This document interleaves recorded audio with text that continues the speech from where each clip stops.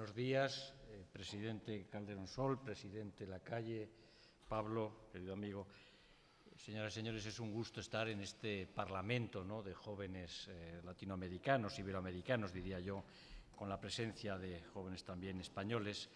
Y es un reto también compartir mesa con alguien tan ducho como el presidente Lacalle. Yo no le recomiendo a nadie que en una pieza oratoria le pongan junto a un uruguayo, y menos si ha sido presidente, porque son los reyes de la oratoria. En cualquier caso, es un placer estar aquí en mi doble condición de secretario de Estado para la Cooperación Internacional y para Iberoamérica, es decir, soy la persona dentro del Gobierno español encargado de las relaciones con América Latina y de las cumbres iberoamericanas, la integración iberoamericana. Y en mi doble condición también de zaragozano. Y me alegra mucho pues, el que hayan podido venir a mi tierra, a mi ciudad, a esta ciudad bimilenaria, que tiene unas hondas raíces también latinoamericanas. No en vano aquí nació, cerca de aquí, en la Puebla de Albortón, nació Artigas, el héroe de la independencia uruguaya. Aquí vivió José Martí, para los cubanos y para todos los latinoamericanos. Algunos recordarán entre los versos sencillos uno que es: para Aragón en España tengo yo en mi corazón un lugar todo Aragón, franco, fiero, fiel, sin saña, y decía esa frase tan bonita de que y si algún tonto quiere saber por qué la quiero, es porque allí tuve un buen amigo y allí quise a una mujer. Esta era la Zaragoza de Martí. Es una ciudad también donde vivieron los hermanos Azara, que fueron los investigadores de la zona de Paraguay, de Uruguay y del norte de Argentina. Y es la ciudad también para nosotros muy importante de la Virgen del Pilar, y si tienen ocasión, patrona de la hispanidad, pues podrán ver allí las banderas de todos sus países representadas en Zaragoza. Y me piden que hable de integración en un día en el que, si toman los periódicos, habrán visto que la noticia no es la integración, sino la noticia es que por fin no vamos a la secesión, no vamos a la separación.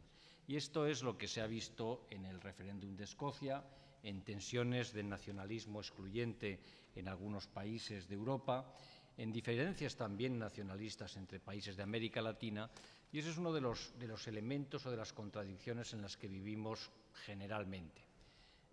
Hay que ver, y es un gusto siempre hablar con representantes de jóvenes en cualquier país, porque uno siempre se considera joven, creo entender así, Armando y el presidente de Lacalle, uno siempre se considera joven, pero el tiempo pasa. Y yo venía ahora y reflexionaba que cuando estaba yo estudiando aquí en la Universidad de Zaragoza, o posteriormente cuando ingresé como diplomático en el año 85, la Unión Soviética existía y para nosotros era un dato de la realidad. Nadie se planteaba en el año 85 que la Unión Soviética fuera a dejar de existir. Ninguno de los manuales y ninguno de los escenarios que estudiábamos en ciencias políticas o en relaciones internacionales preveía ese cambio tan radical. Y eso cambió. La Unión Europea ha sido un modelo de éxito a lo largo de todos estos años y nadie pensaba que ayer los líderes europeos estaban todos pendientes de la televisión y de los resultados de una votación de 5 millones de europeos que podía condicionar el resultado de un proceso arduo, difícil de integración europea como el que hemos tenido hace poco.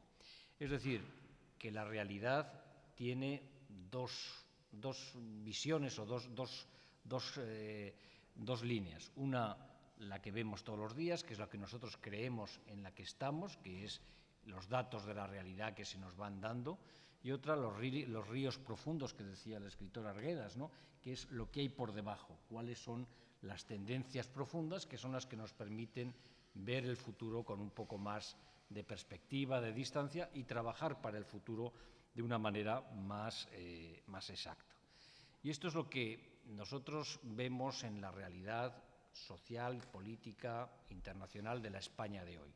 La España de hoy es una España vinculada a Europa, inextricablemente, y aquí Pablo Zalba, como eurodiputado y como una persona que construye día a día la europeidad de España, podrá hablarles con más precisión, pero España es un país europeo, construimos una identidad europea y somos parte de un proceso de integración europea. Pero España es también una nación americana, y lo decía el príncipe de Asturias, don Felipe, en su discurso en la Universidad de Harvard hace ya un par de años, antes de ser rey de España. Él dijo: España es una nación europea. Y les voy a decir a ustedes, norteamericanos, por qué somos europeos. Americanos. Nosotros somos americanos porque estamos aquí como ustedes, porque tenemos una historia común, porque tenemos una cultura y una lengua común, incluyendo grandes partes del territorio que hoy en día son los Estados Unidos de Norteamérica. Porque en los Estados Unidos de Norteamérica la primera ciudad en tierra firme de los asentamientos extranjeros fue San Agustín, porque ha estado a través de México, a través del del virreinato de la Nueva España, vinculada durante siglos a la historia y al devenir de España. Pero somos también una nación iberoamericana, somos una nación americana por voluntad. España, desde su constitución como reino, tuvo varias opciones y una de las opciones fue la opción americana. Y hemos decidido ser también americanos. Siempre hay que hacer una precisión terminológica.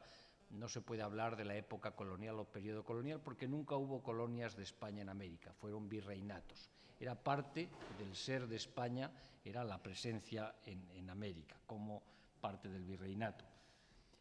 Y es una historia compartida durante mucho tiempo. Pero es que además es una historia que se ha ido reanudando con el tiempo, se ha ido reanudando por las migraciones. Cuando España ha tenido dificultades, una salida natural para los españoles ha sido irse a hacer las Américas, irse a América. Y hay que ser agradecido, y quiero agradecer a todos los países latinoamericanos la acogida que han tenido siempre a los emigrantes españoles a lo largo de la historia. Cuando, por otro lado, los países latinoamericanos han tenido dificultades, y muchos de ellos lo han tenido, una buena parte de ellos han venido a España y tenemos una gran cantidad de latinoamericanos viviendo en España. Más recientemente ha sido en los años finales de los años 90, principios del año 2000, una gran cantidad de ecuatorianos, colombianos, bolivianos, que constituyen hoy en día las primeras comunidades latinoamericanas en España. También cuando España decide internacionalizar su economía, cuando las empresas tienen que buscar nuevos mercados, hay por un lado una relación natural con la Unión Europea, y hay una presencia europea de las empresas españolas, pero donde realmente la empresa española se hace grande es en América Latina. Y hoy en día tenemos el fenómeno de las multilatinas, en las que gestores, profesionales, directivos iberoamericanos de distintos países trabajan en empresas de origen español, de origen latinoamericano, otras de ellas, en las que son hoy en día las grandes multinacionales multibéricas que podemos ver en cualquier parte del mundo. Y eso ha sido un elemento muy positivo para España, pero ha sido también un elemento muy positivo para una gran cantidad de empresas de países latinoamericanos. Hay que recordar que las empresas españolas, por regla general, no se fueron cuando hubo crisis. En Argentina, por ejemplo, la crisis del 2000, la gran cantidad de la inversión europea salió, y a pesar de que intentan echarnos, pues nos quedamos allí. No, pero han sido una presencia importante, y yo creo que es importante por muchos motivos. Primero, porque ha conseguido atraer ahorro, capital e inversión a estos países, porque ha modernizado en muchas partes la gestión de buenas partes de los servicios de estos países, porque son empresas que están en el sector formal, pagan impuestos, crean trabajo y generan también un conocimiento en el país que es importante para el desarrollo de otras empresas y de otros negocios en el país. Y, en definitiva, porque contribuyen también a la internacionalización del país en el que viven. Y todo esto lo hemos ido haciendo en un marco de integración, y ahí es donde ya sí que les hablo de la integración iberoamericana. Se ha hablado mucho de los procesos de integración en América Latina, ha habido un interés por la integración latinoamericana desde el surgimiento de las repúblicas latinoamericanas, la idea de Bolívar, de una España, de una América unida, de una América bolivariana, en el que todos los países tuvieran un parlamento, tuvieran una conducción común o una federación común. No se ha podido realizar realmente hasta el año 91, hasta la creación de las cumbres iberoamericanas, con el impulso del rey de España, pero también con el apoyo de todos los países latinoamericanos y muy especialmente de México y de Brasil, por decir algunos. Y este proceso de integración latinoamericana ha sido el proceso iberoamericano y es la primera vez en el año 91, por primera vez en la historia, en la que se reúnen todos los presidentes, sin exclusión de los países iberoamericanos, y en el que además está el rey de España, el rey don Juan Carlos, que es el primer rey de España que viaja a América en la historia. Y ese proceso iberoamericano se ha visto reforzado a lo largo de 23 años ya, y con una serie de cambios, pero con una serie de actuaciones maravillosas que tanto el presidente Calderón Sol como el presidente Lacalle han podido vivir de primera mano en el ámbito político, en el ámbito de la integración, en el ámbito económico, pero sobre todo en dos ámbitos que vamos a fortalecer y que vamos a promover en la nueva etapa de las cumbres iberoamericanas. En el ámbito de la educación, en el ámbito de la cultura y en el ámbito de la innovación. Este va a ser el leitmotiv o el programa de trabajo que vamos a poner a las cumbres iberoamericanas para el futuro. Y este es un proceso que va a seguir adelante, que se va a ver este año en la cumbre de Veracruz, en México, dentro de unos meses, en el mes de diciembre, pero que es un proceso que va a tener esa especialidad, que es reunir a países de América Latina junto con países de Europa, especialmente la península ibérica, Portugal, Andorra y España. Y solamente una palabra para el resto de los procesos de integración latinoamericana. A veces, sobre todo en estos últimos años, se ha puesto en cuestión si las cumbres iberoamericanas tenían un papel cuando hay otros procesos de integración propiamente latinoamericanos.